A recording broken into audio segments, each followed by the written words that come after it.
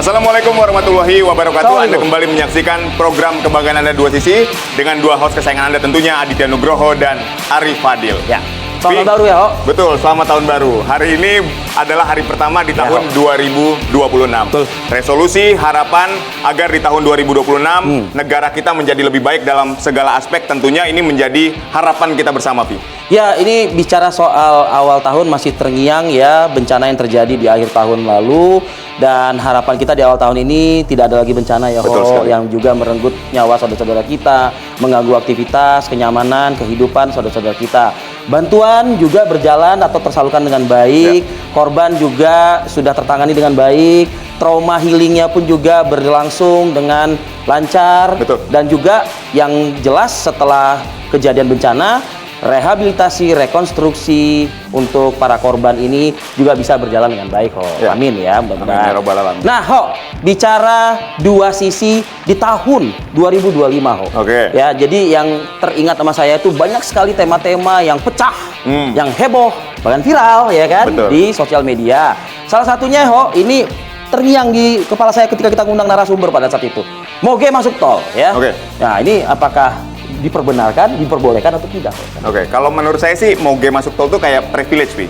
Tapi saya justru berpikir bahwa Moge jangan masuk tol lah, karena rawan kecelakaan. Bayangin tol yang isinya mobil semua, tiba-tiba ada rombongan Moge di situ. Nah, saya tetap berpikir bahwa keselamatan yang utama, Pi. Oke, Oho bicara keselamatan bagi pengendara umum kan? Betul, Kalau pengendara Moge-nya tentunya. Betul. Nah, kalau saya berprinsip sih begini, kalau dilewatkan ke jalan tol, tentu kan akan memberikan kenyamanan bagi para pengendara kan tidak hanya roda 4, Ho. Baik. Ada roda 2 juga, ada kendaraan umum juga begitu. Artinya ini bisa memberikan kenyamanan bagi pengendara umum lainnya, khususnya mungkin di jalur arteri, Ho. Oke.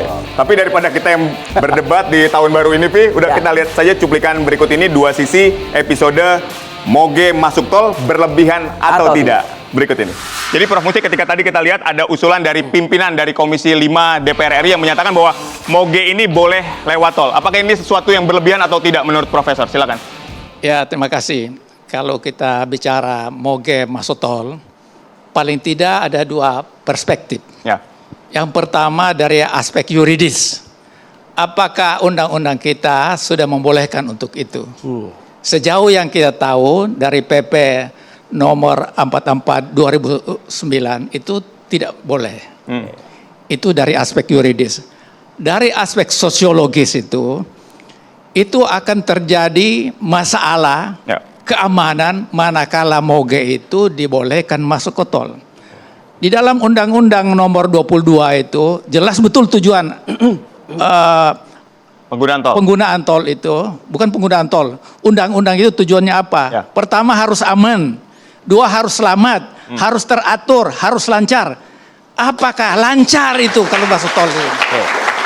Nah, dari aspek itu saya akan melihat kekacauan yang akan terjadi. Kalau Moge dibolehkan masuk di situ, apakah motor yang begitu banyak itu nggak boleh? Kan akan timbul pandangan di masyarakat bahwa Moge itu adalah diberikan privilege untuk orang-orang kaya. Karena Moge yang kita saksikan itu harganya 500 juta ke atas. Itu hanya untuk orang-orang kaya. Nah, motor-motor yang seperti biasa bagaimana? Jadi akan terjadi konflik sosial. Nah, oleh karena itu saya setuju pemerintah menetapkan tidak boleh Moge masuk ke tol.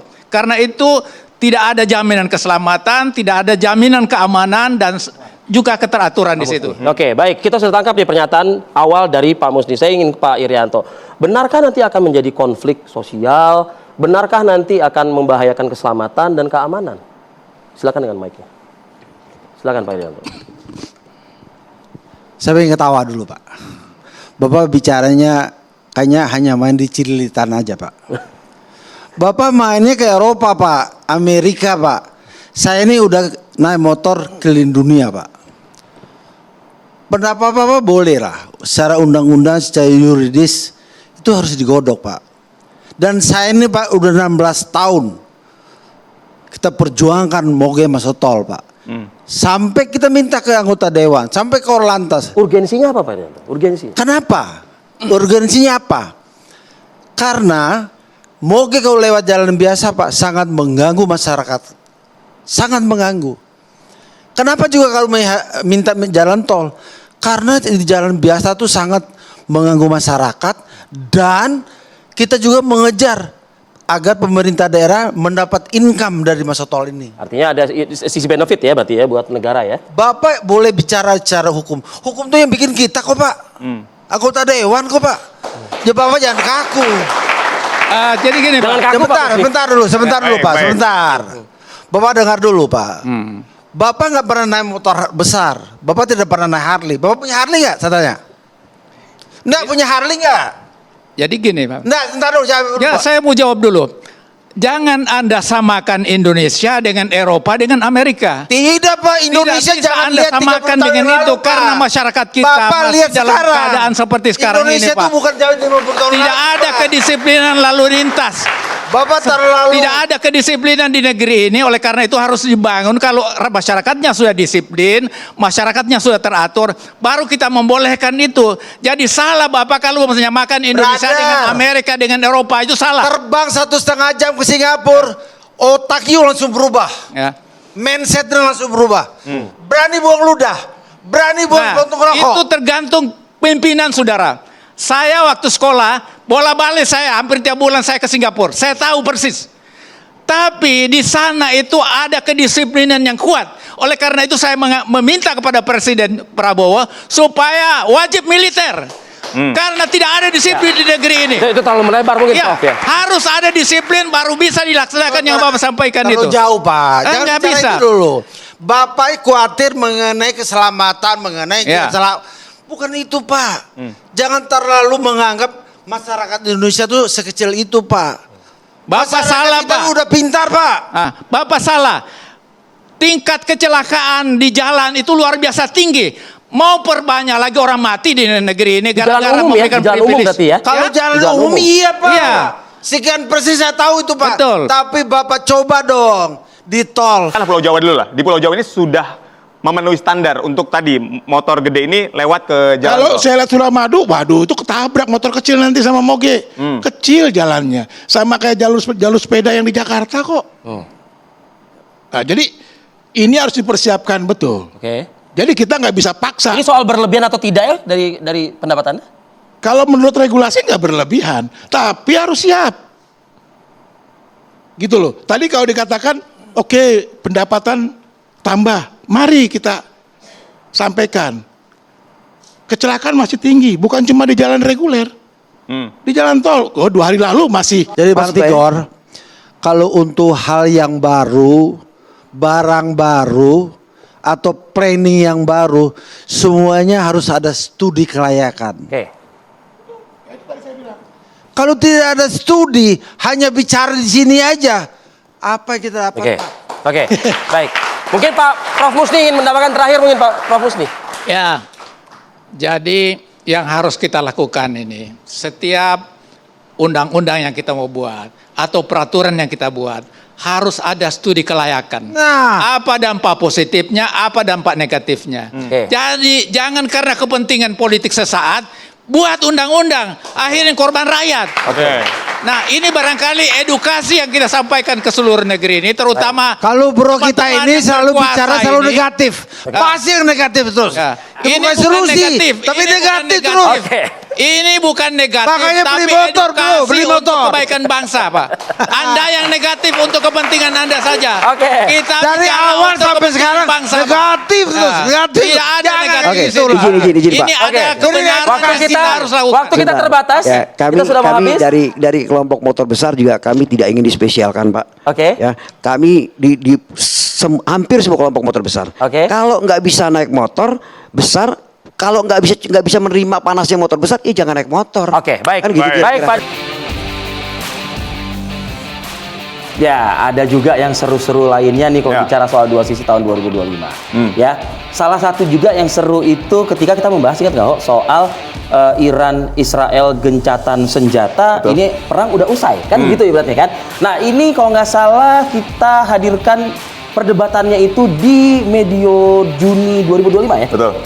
Ya, tapi itu begitu berbicara soal gencatan senjata antara Iran dan Israel, yang terjadi justru kedua negara ini malah saling serang dengan rudal. Ya. Karena apa? Ya, dua-duanya saling klaim kemenangan, tidak ada yang mau kalah, pokoknya dua-duanya menang Ya. dari versi masing-masing. Betul, yang lebih membingungkan juga buat masyarakat pada saat itu, pada saat kejadian di Juni tersebut, ini posisi Trump itu, yang seakan-akan muncul hadir ke publik ya sebagai juru damai, Betul, pahlawan.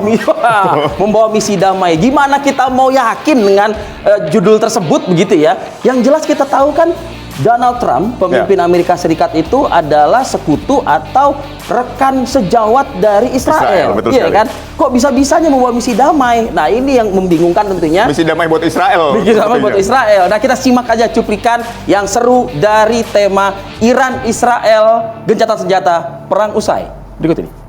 Ingin ke Mas Nurholis yang tadi menyinggung soal misi Trump yang menjadi inisiator dan memprakarsai gencatan senjata ya, seolah-olah antara Iran dan Israel. Ini namanya pinter-pinteran Trump toh namanya. Pinter-pinteran Trump. Pinter-pinteran. Oke. Ya, tentu di satu sisi saya menghargai hal itu gitu ya. Tapi soal kemarahan dia terhadap Israel, saya kok meragukan itu gitu. Kan Kenapa? kita sama-sama tahulah Trump dan juga beberapa presiden Amerika sebelumnya dalam konteks perang seperti ini kan selalu berwajah ganda kan gitu.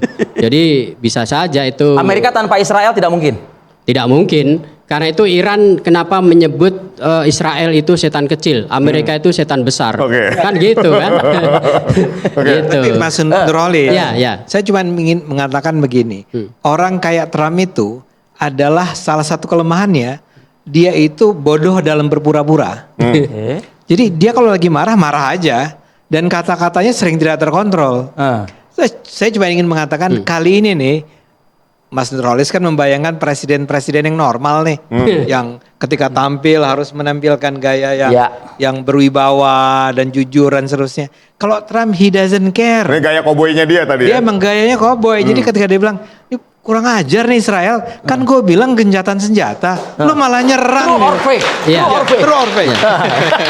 Saya Oke, silakan. ya saya juga berharap demikian gitu ya. Tapi saya juga membayangkan kenapa Trump bisa semarah itu gitu ya. Kan bisa jadi dalam bayangan dia itu dia bisa aja nanti ide atau gagasan impeach itu bisa benar-benar terjadi gitu. Karena kan yang marah terhadap dia itu kan bukan masyarakat di luar Amerika, warga negara Amerika sendiri sudah banyak yang muak.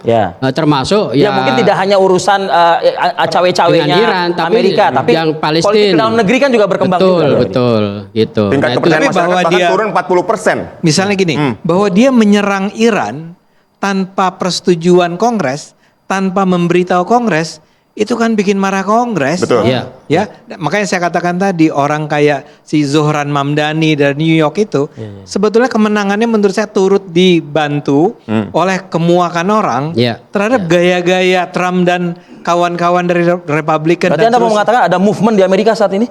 Lo jelas itu. Kan sudah berbulan-bulan di kampus-kampus nomor 1 masih Amerika Serikat, even Harvard gitu ya.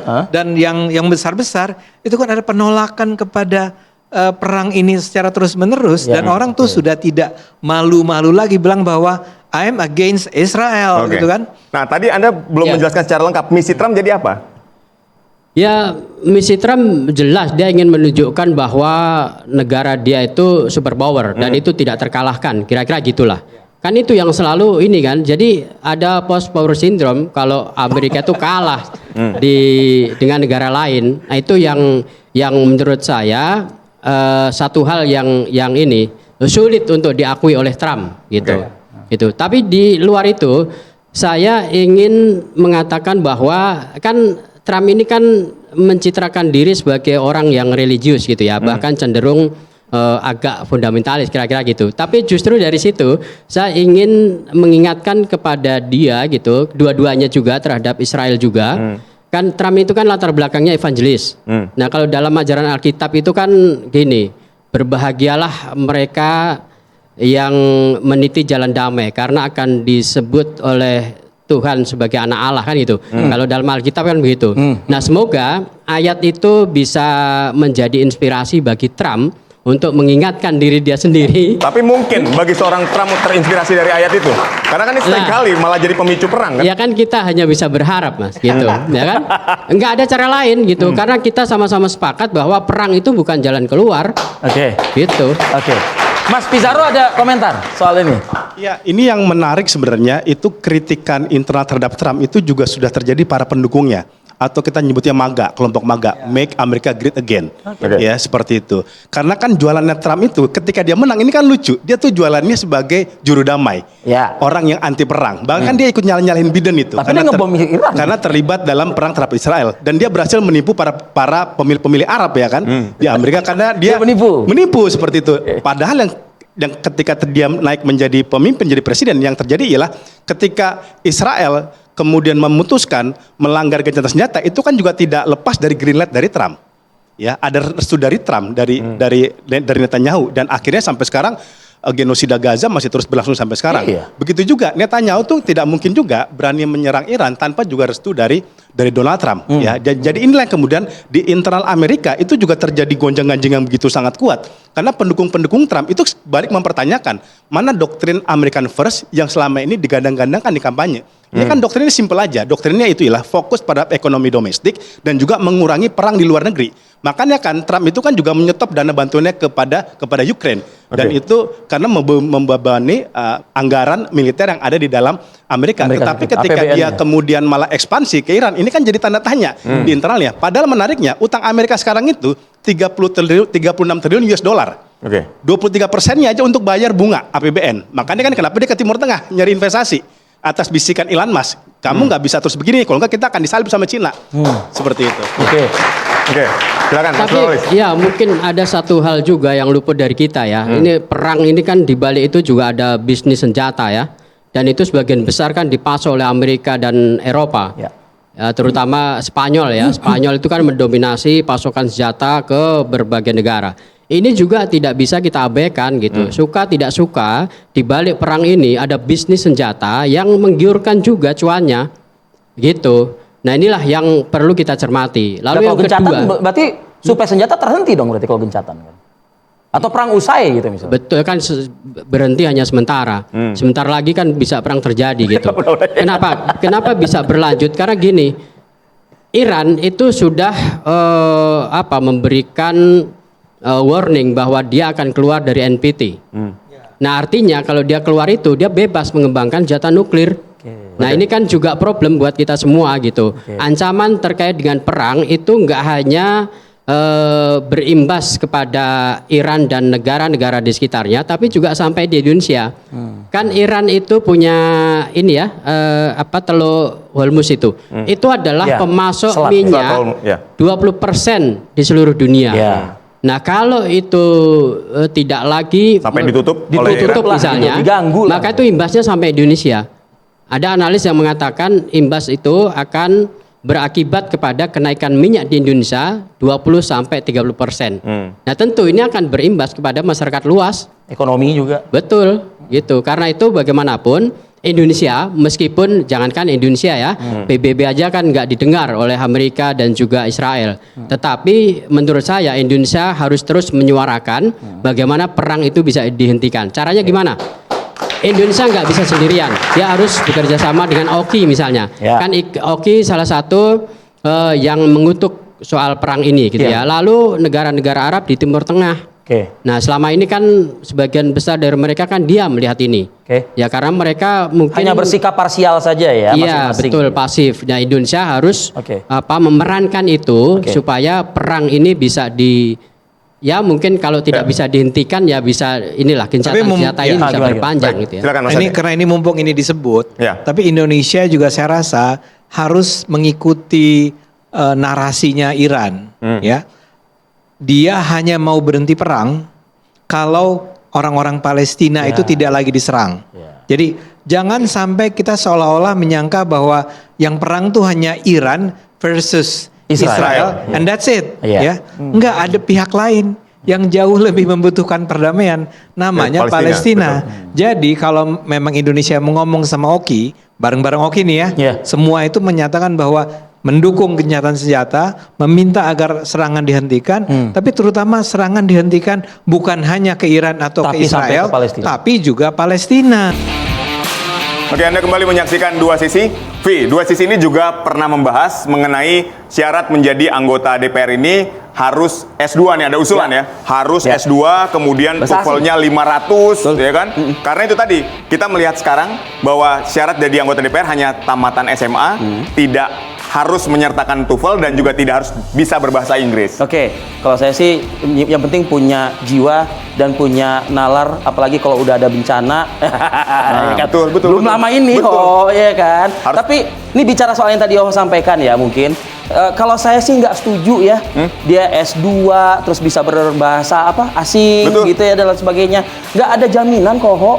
Mau dia S2, mau dia siapa, bahasa asing, dia bisa benar-benar menjadi wakil rakyat yang bisa gitu loh, membawa aspirasi rakyatnya begitu. Oke, kalau saya tetap saya setuju bahwa anggota DPR nih syaratnya harus S2, kemudian dapat berbahasa asing ya minimal bahasa Inggris lah, Vi. Karena apa? Ini menjadikan anggota DPR itu lebih kredibel, kritis dan komunikatif. Karena apa? Membuat undang-undang, membuat kebijakan, Itu tugasnya, masa kan? cuma tamatan SMA, Vi. Makanya kalau saya tetap setuju, tapi ya sudahlah, kita nggak usah berdebat karena ini sudah pernah kita bahas di Dua Sisi. Haruskah anggota DPR S2 dan bisa berbahasa Inggris?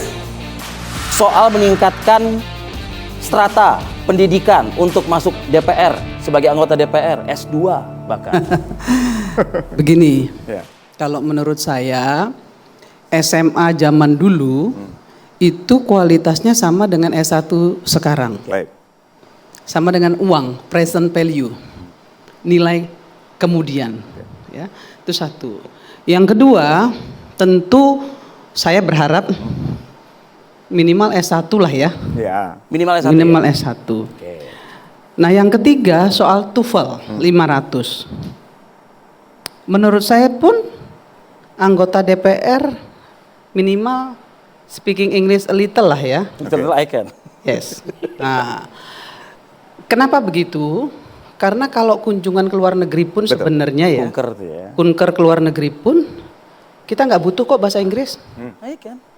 Karena di luar negeri, Jerman, Jepang, Korea, ya semua negara-negara kecuali Amerika tentunya atau Inggris atau London Inggris ya, itu pakai bahasa mereka sendiri dan mereka minta diterjemahin. Ada interpreter gitu. Ada interpreter. Oke. Dan Dan kita begitu nggak- pun sama, DPR kita juga begitu, bawa interpreter juga, bawa translator. bukan bawa, memang sudah tersedia, Sudah disiapkan di kedutaan Di negara yang tujuan. bisa bahasa negara tujuan dan bisa bahasa kita. Baik. Gitu. Jadi mereka nggak mau, Oke. apalagi Jerman, Ya. nggak pernah mau pakai bahasa Inggris. Bangga dengan bahasa ibunya. Oh iya, maka harusnya kita pun begitu. Itu satu. Bangga dong harusnya dengan bahasa ibu kita sendiri. Kita bawa ke negara lain. Oh iya. Bukan berarti orang yang bisa bahasa Inggris itu terus Ya. dibilang pinter. Kalau orang Indonesia ini kan kepo. Ya kalau ada orang yang bisa bahasa Inggrisnya bagus, oh pinter dia. Oh belum tentu. Ya bisa bahasa Inggris pinter, tapi belum tentu pengetahuannya umumnya cukup. Baik. Oke. Belum tentu kapasitasnya punya. Oke. Belum tentu leadershipnya punya. Oke. Belum tentu akuntabilitasnya punya. Dari segala variabel yang Uni sebut itu, artinya nggak menjamin juga bahwa strata 2, TOEFL 500 bisa. Nggak jamin. Oke. Nggak jamin. Ya, saya bisa bilang begitu kenapa? Ya.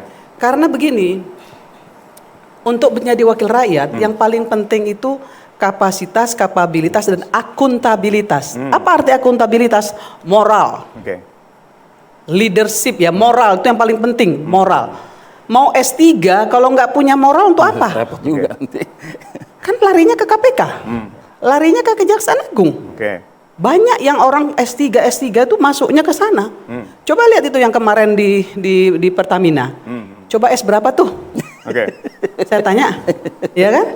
Tapi ya minimal untuk jadi anggota dewan ya, wakil rakyat itu ya harusnya lebih Lebih tinggi. pinter ya, Oke. punya kemampuan gitu untuk bisa menyampaikan argumentasinya kepada masyarakat secara baik, Oke. bicara terstruktur, punya pengetahuan umum yang cukup, ya sehingga dia bisa bicara dengan dasar hukum yang jelas. Baik. Oke. Ini sebelum Bang Emrus menanggapi pernyataan dari Uni. Uni sedikit saya lagi ke Uni. Jadi begini, Kan kalau di komisi DPR nih, kan macam-macam. Ya. Ada pertahanan keamanan, Ya. ada hukum, ada pertanian, ada perdagangan, ada perhubungan, bahkan ada keuangan, kan begitu. Nah, mungkin dinaikkan strata pendidikan dan TOEFL itu juga untuk juga men-challenge bahwa orang-orang yang ditempatkan di komisi yang terkait dengan item-item tersebut, itu mereka bisa mumpuni, mereka bisa mengerti, memahami. Bayangin Uni kalau misalnya tamatan SMA, ditempatkan di keuangan, ditempatkan di yang soal-soal yang Hukum misalnya. nah, ini gimana? Makanya saya bilang tadi, partai politik ya dalam merekrut anggota dewan itu harus sesuai dengan passionnya satu. Yang kedua latar belakang pendidikannya. Yang ketiga tentu kemampuannya, kapasitas dan akuntabilitas tadi. Kalau cuman bisa bawa kursi doang karena money doang ya, duit doang, bisa punya duit banyak tapi nggak punya otak, untuk apa? Oke. Nggak ada gunanya juga di sana, jadi follower. Betul. Pendidikan semua S2 atau minimal S1, kalau boleh S2 harus, maka follower itu akan semakin memperkecil. Kenapa? Karena dia tidak, kenapa jadi follower? Karena datang duduk pulang, karena tidak ngerti masalah. Tidak mampu apa-apa. Iya, betul. Jadi berpikir ilmiah mereka tidak sanggup. Berpikir kritis termasuk Berpikir kritis, berpikir ilmiah, berpikir filosofis. Maka karena dia tidak mampu menjadi follower. Baru yang ketiga mau saya tanggapi dengan Bu Irma, tamat SMA dulu sama dengan sarjana sekarang, saya tidak setuju. Artinya apa? Mana datanya? Sama saja Bu Irma melecehkan sarjana yang sekarang, bahwa setingkat dengan SMA, nggak mau mereka itu setuju. Dulu dengan sekarang itu kenapa saya bilang sama? Karena kemampuan SMA zaman dulu dengan kemampuan sarjana sekarang, menurut saya dan kawan-kawan kami itu sudah setara. Kenapa? Karena SMA zaman dulu untuk bisa lulus itu nggak gampang loh. Saya tegaskan, nggak ada yang salah dengan pernyataan tadi itu. Nggak ada yang salah. Nggak ada yang salah. Nggak ada yang melecehkan itu. Nggak ada. Apa yang mau dilecehkan? Kita nggak sedang dalam leceh-melecehkan di sini. Kita sedang berdebat. Jadi jangan provokasi lah hal-hal yang seperti ini. Anda nih dosen nggak pantas bicara begitu ya. Satu itu. Nggak, sebentar. Saya lagi mau ngomong. Baik. Anda diam kalau saya ngomong. Silakan. Ya? Itu satu. Nah yang kedua, tadi kan saya udah bilang dari awal. Yang duduk di dalam DPR, yang follower itu bukan SMA loh. Baik. Bukan SMA. Justru masa serata gitu ya. Punya Gelar akademik. pendidikan bagus loh. Bukan SMA, Bos. Jadi so what? Iya kan? Dia bukan SMA. Dia punya pendidikan cukup, tapi dia nggak punya passion. Oke. Dia nggak punya kapasitas. Banyak sekarang sarjana, mohon maaf ya adik-adikku, anak-anakku semua sarjana dia, S2. Tapi kalau mohon maaf, kalau dari universitas abal-abal untuk apa? Ya. Nothing, nggak ada juga kualitasnya. Baik, silakan. Bahwa Bang Min. pendidikan tidak bisa jadi jaminan. Yang bisa jadi jaminan itu cuma BPKB sama sertifikat. Oke. Ya, ingat itu. Baik. Ya. Lanjut ke konteks lagi Bang Ming. Gak apa-apa, itu intermezzo. Senang saya sama Bang Ming. Gue Oke, lupa silakan. tadi ngomong apa ya. Ya udah Mas Agung deh kalau gitu. Oke, gini Mas Ya, Agung. ya, oke. Saya hanya ingin menyampaikan tadi, dalam konteks malam ini haruskah S2 dan ini kan persoalan cara pandang yang berbeda Ya, ya. sebetulnya. Ya sekali lagi ya.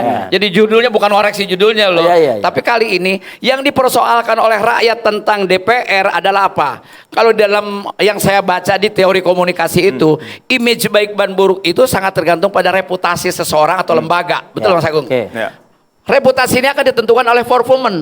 Performance inilah yang ditentukan oleh apa? Ada integritas, kapasitas, kapabilitas. Kaitannya dengan tadi sekolah atau tidak sekolah orang. Nah, itu dia Akan toolsnya. tetapi bukan secara formal memang iya, tetapi tidak selalu jadi ukuran bahwa sekarang yang S2 sudah banyak di DPR. Betul.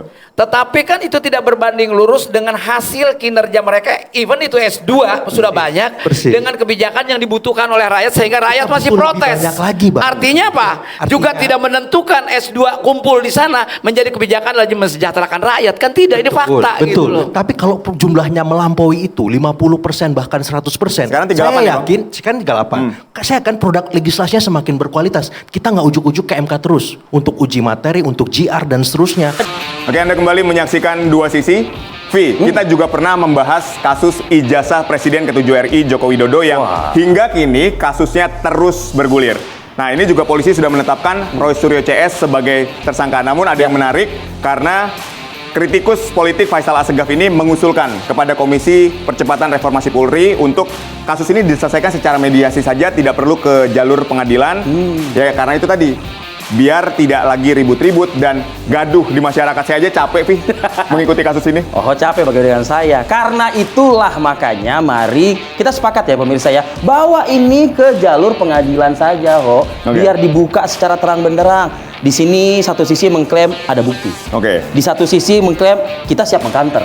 Nah, bukti dan kanter itu dihadirkan di pengadilan, dibuka selebar-lebarnya, seterang-terangnya, agar itu bisa, ya kita bisa menjadi tahulah bahwa yang benar ya benar, yang palsu ya palsu. Tapi itu tadi lah, kedua pihak ini sepertinya menolak untuk mediasi karena masing-masing tadi yang seperti Rivi bilang saling klaim punya data yang sama-sama kuat. Nah, ini langsung aja kita simak tayangan Dua Sisi kasus ijazah Jokowi, mediasi atau pengadilan. Sehingga sih oleh tim Roy Suryo tuh apa yang ditunjukkan. Tapi kalau tadi jelas Bang Andi Aswan mengatakan, oh Pak Jokowi siap tuh menunjukkan langsung ke Bang Roy Suryo. Apakah ketika sudah ditunjukkan akan langsung percaya? Atau justru akan timbul lagi perdebatan ketika sudah ditunjukkan langsung oleh Pak Jokowi? Kalau barang yang ditunjukkan itu palsu, bagaimana bisa dipercaya? Tetapi kalau kenyataannya barang itu tidak asli, juga sama tidak akan mungkin bisa percaya begitu loh. Jadi masalahnya itu pertama, keberanian untuk menunjukkan dulu. Ditunjukkan saja nggak berani loh ini barang. Negarawan atau tidak kan? Negarawan atau tidak. Kalau itu memang asli, apa sih susahnya selembar dokumen? Bahwa ada hal yang lain, itu hal yang lain. Dari awal apa? Dan saya ingin memastikan bahwa mereka itu tidak ada maksud dan punya niat kasus baik. ini kan bukan domainnya Roy Suryo. Dan niat baik katanya. Roy Suryo itu dari awal dia bilang, oh iya saya lihat. Justru yang nggak punya niat baik itu ngelaporin orang biar masuk penjara. Saya akan periksa, saya akan ini kan begitu. Yang nggak punya niat baik itu yang ngelaporin orang masuk penjara. Kalau misalnya dari awal kita panggil, lihat begini, mediasi, Fadil, liatin, selesai. Kita lihat Fadil ya.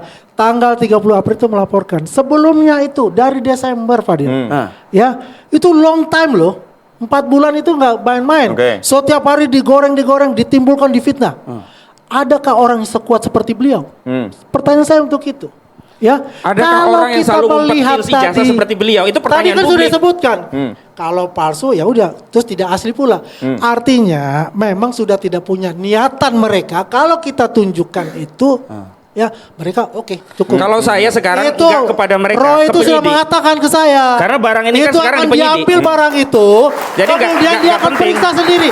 Ini berbahaya dan presiden buruk untuk ke depan. Ini presiden. Jadi kewenangannya sekarang bukan pada Jokowi selaku pelapor. Presiden. Barang itu sudah ada pada penyidik. Makanya saya berharap Polda nonton acara ini, tolong buat gelar perkara khusus dan tampilkan bukti primary evidence yang konon. Gelar perkara khusus kan bukan baru diminta sekarang kan? Sudah pernah dilakukan dua sebelum. kali. Itu kan yang di Bareskrim. Iya. Yang di Polda kami keinginan dua Anda kali. kan tentu sama dong. Sama. Diperlihatkan atau tidak waktu itu? Nah, waktu di sana tidak. Nah, hari ini di Polda karena kewenangannya juga bukan pada Joko Widodo.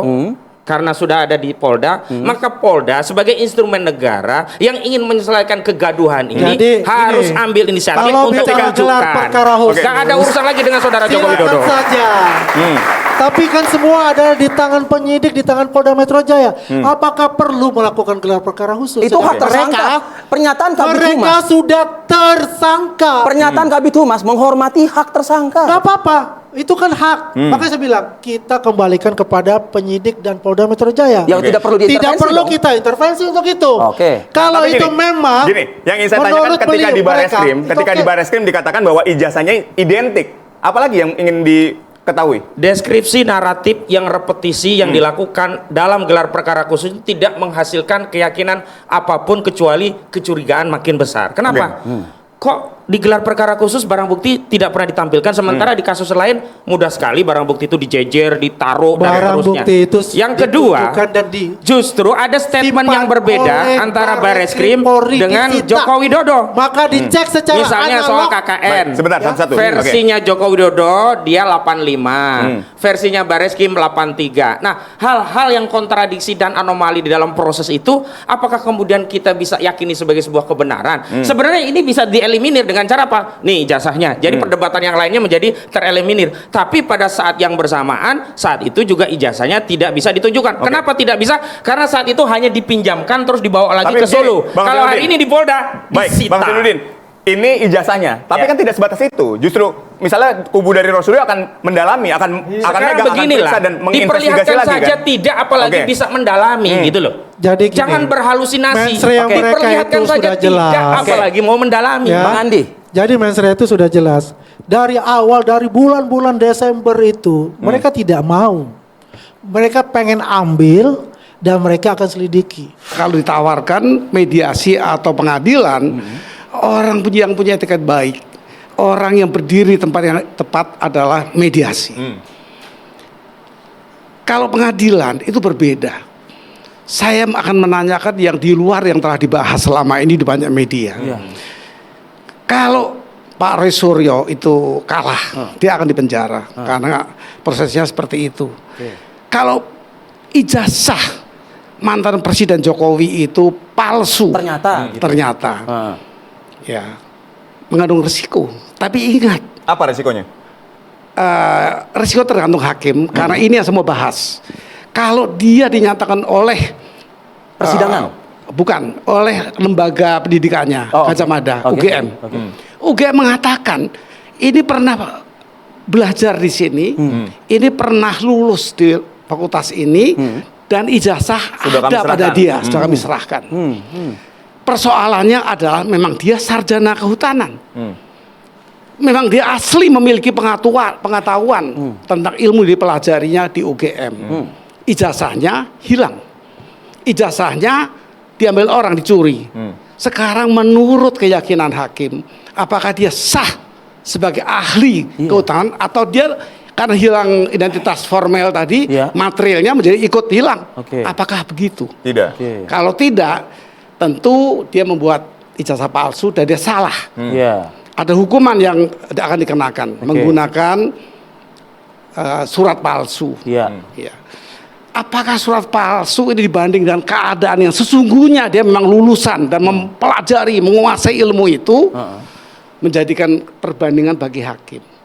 Karena sejatinya dia memang sarjana kehutanan, tetapi identitasnya hilang dan dia buat palsu. Dia layak dihukum kalau dasarnya ada kepastian hukum. Apakah Anda berpendapat yang sama atau ya nggak apa-apa, betul lewat jalur hukum supaya bisa dibuktikan di pengadilan? Ya, gini, saya agak berbeda dari Prof. Gayus ya. Baik.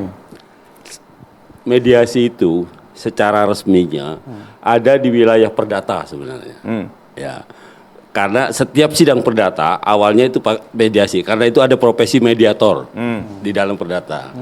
Tetapi kalau di pidana sekarang dalam KUHP yang baru itu ada konsepsi mengenai restoratif justice. Ada konsepsi mengenai pengakuan bersalah gitu. Itulah yang sebenarnya cikal bakal dari terjadinya mediasi di dalam perkara pidana. Jadi sekarang resminya belum ada sebenarnya. Kalau KUHP yang baru berlaku, mediasi itu bisa kan sudah diparipurnakan oleh DPR. Iya sudah Januari nanti baru berlaku. 2 Januari baru berlaku KUHP yang baru. Nah itu satu ya. Jadi sebenarnya memediasi perkara pidana juga menurut saya menjadi lucu gitu. Lucu karena apa? Karena ketika perkara pidana itu mulai dijalankan gitu ya, artinya penyidiknya itu sudah mempunyai minimal 2 alat bukti untuk membuktikan bahwa orang itu bersalah. Dan itu harus dibawa ke pengadilan. Tersangka maksudnya. Menjadi tersangka gitu ya, menjadi tersangka dan kemudian dibawa ke pengadilan. Demikian 2 sisi pada malam hari ini. Itu tadi adalah cuplikan-cuplikan terbaik 2 sisi di tahun 2025 dan tentunya di tahun 2026 akan ada pembahasan yang jauh lebih menarik. Saya Aditya Nugroho. Saya Arif Fadil. Kita berdua pamit undur diri. Kita akan jumpa lagi di hari dan waktu yang sama pekan depan. Terima kasih. Sampai jumpa.